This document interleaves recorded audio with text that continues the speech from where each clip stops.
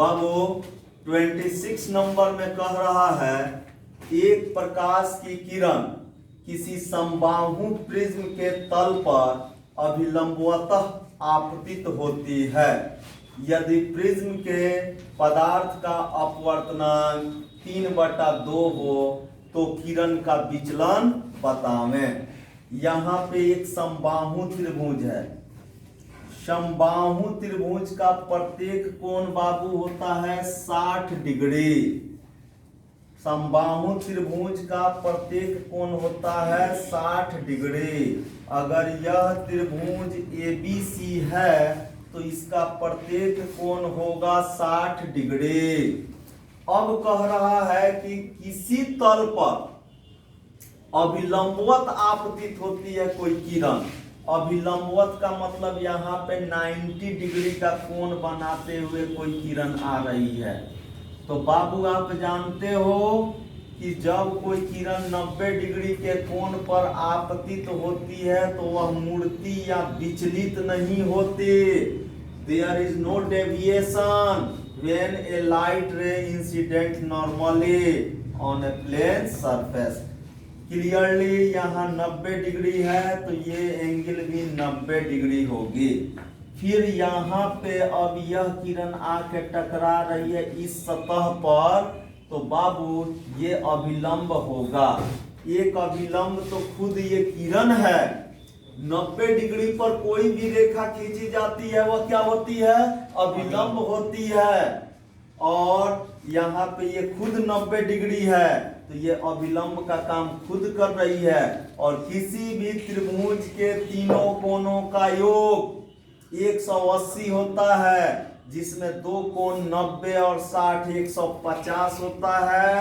90 + 60 = 150 और त्रिभुज के तीनों कोणों का योग होता है 180। बच गया 30। ये वाली कोण हो जाएगी 30 डिग्री। बाबू जब ये 30 है और ये यहाँ अभिलंब है तो ये कोण हो जाएगी 60 डिग्री।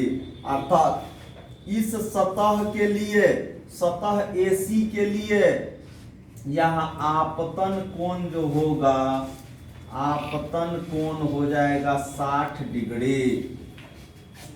लेकिन ये आपतन कोण बहुत ज्यादा है, क्योंकि आप जानते हैं क्रांतिक कोण, क्रांतिक कोण का मान यहाँ पे सबसे पहले हम लोग निकालेंगे। θc बराबर होता है sin इनवर्स 1/μ, यानी कि sin इनवर्स 1/μ का वैल्यू यहाँ दिया हुआ है 3/2, यानी कि ये हो गया sin इनवर्स 2/3।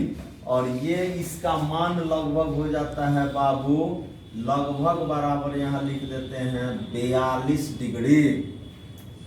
यहाँ इस सतह के लिए, सतह AC के लिए क्रांतिक कोण का मान आ गया 42 डिग्री। और यहाँ आपतन कोण दिया है 60 डिग्री। क्रांतिक कोण का मान है 42 डिग्री, आपतन कोण का मान दिया है 60 डिग्री। चूंकि आपतन कोण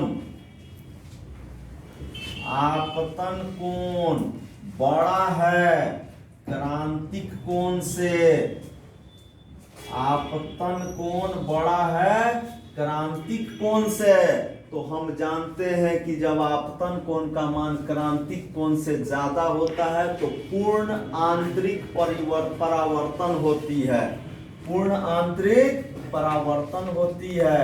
यानी कि यह वापस इसी माध्यम में लौट आएगी, ये बाहर नहीं निकलेगी, ये वापस इसी माध्यम में लौट आएगी। तो बाबू यहाँ पे अब इसकी दिशा, किरण की दिशा ये थी और 60 और 60 यहाँ कोण बन रहा है, तो जो बच गया वह कोण भी क्या होगी 60 डिग्री।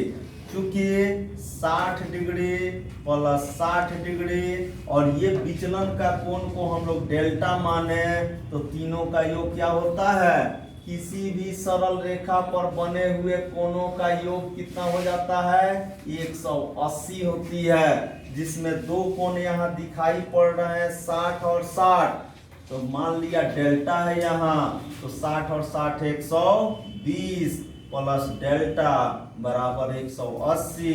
तो डेल्टा बराबर हो जाएगा 180 माइनस 120, यानी कि डेल्टा का मान हो जाएगा 60 डिग्री।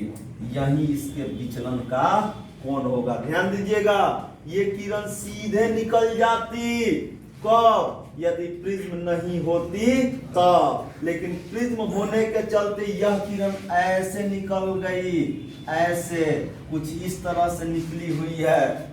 तो आप जानते हो यहाँ पे परावर्तन का नियम लगेगा। आपतन कोण अगर 60 है तो परावर्तन का कोण भी 60 ही होगी। अब बच गया ये जो डॉटेड लाइन दिखाई पड़ रहा है, यह कोण। तो एक सरल रेखा पर तीनों कोणों का योग कितना होता है? Alpha plus beta plus gamma बराबर 180। अल्फा का मान 60 है, बीटा का मान 60 है, गामा का मान डेल्टा है, तो बराबर 180 है। 60 60 120 है, प्लस डेल्टा है बराबर 180 है। डेल्टा बराबर 180 माइनस 120 बराबर 60 है। और इस तरह से विचलन जो होगी किरण की वह 60 डिग्री हो जाएगी। उम्मीद है समझ में आया होगा। धन्यवाद।